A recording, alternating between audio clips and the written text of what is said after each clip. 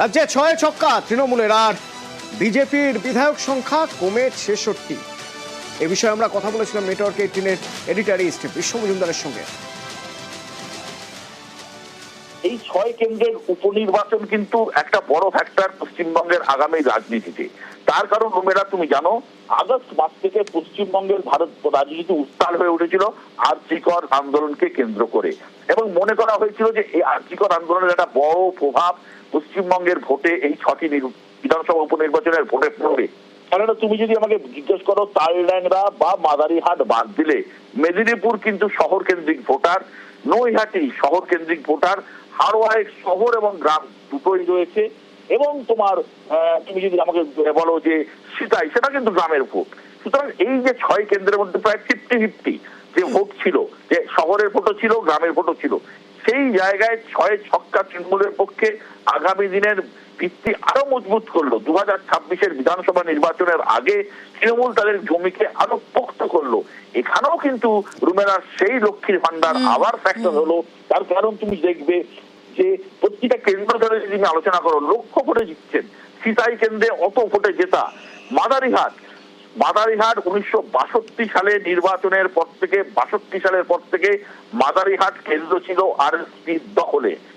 2016 সালের নির্বাচনে মাদারিহাট কেন্দ্র আরএসপির হাত থেকে ছিনিয়ে নেয় বিজেপি। কিন্তু মাদারিহাট কেন্দ্র, যে কেন্দ্রে প্রধানত ভোটার হচ্ছেন জনজাতির মানুষ, আদিবাসী মানুষ, চা বাগানের মানুষ এবং গোর্খা মানুষ, তারা কিন্তু কোনোদিন তৃণমূলকে ওখানে ভোট দেয়নি। এই প্রথম তৃণমূলকে তারা মাদারিহাট কেন্দ্র জিতিয়ে এমন একটা জায়গা দিল যেখানে তৃণমূল কিন্তু উত্তরবঙ্গে হারানো জমি যে ফিরে পেয়েছিল 2024-এর লোকসভা নির্বাচনে, সেটি আরো পোক্ত হলো।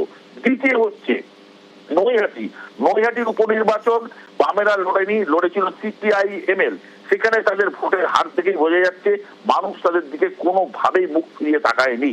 তৃতীয় হচ্ছে হারোয়া আসন অত্যন্ত ইম্পর্টেন্ট। এই কারণে এ রাজ্যে আইএসএফ আগামী দিনে কতটা শক্তিশালী হবে তার নির্ভর করেছিল এই হারোয়ার উপরে। তার কারণ হারোয়াতে CPI-M নিজেরা নড়েনি, তারা আইএসএফ কে জায়গা ছেড়েছিল।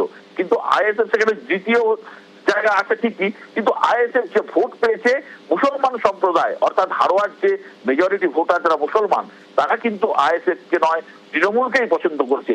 অর্থাৎ পশ্চিমবঙ্গের যে মাইনরিটি, তারা কিন্তু তৃণমূলের দিকেই থাকছে, এই নিয়ে কোনো সন্দেহ নেই।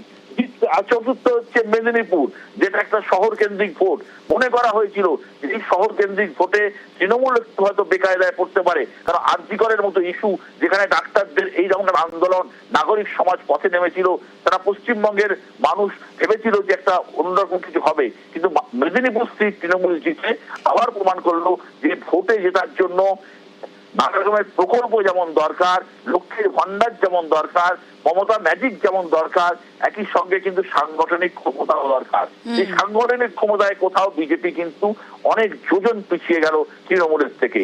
আর তালড্যাংরা আসন CPI-M একমাত্র এই আসনেই লড়েছে, এবং CPI-M ওখানে লড়ে দেখা গেছে তালড্যাংরার ভোটে তৃণমূল অত ভোটে না জিতলেও তালড্যাংরা তারা বার করে নিয়েছে। অর্থাৎ একটা জিনিস পরিষ্কার, পশ্চিমবঙ্গে মমতার ম্যাজিক কিন্তু এখনো অটুট রয়েছে।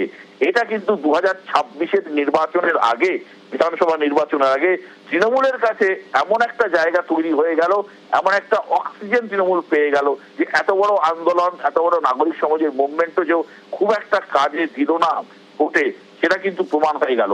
এই জায়গায় দাঁড়িয়ে তৃণমূল কংগ্রেস 2026-এর যে নির্বাচন লড়তে যাচ্ছে, সেই নির্বাচনে তার আরো মজবুত, পোক্ত এবং শক্ত জমির উপর দাঁড়িয়ে এই নির্বাচন লড়তে যাচ্ছে।